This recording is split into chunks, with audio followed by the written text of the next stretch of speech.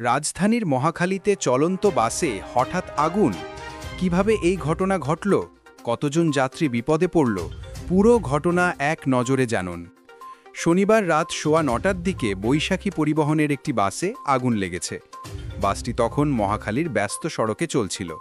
প্রত্যক্ষদর্শীরা জানান, বাসের পেছন থেকে আগুনের সূত্রপাত হয়েছে।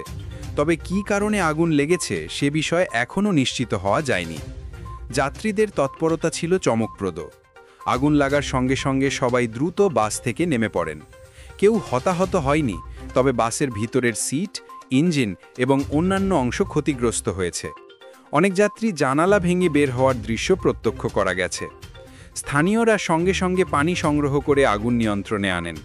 এই সাহসিকতার জন্য অনেকেই ধন্যবাদ জানিয়েছেন।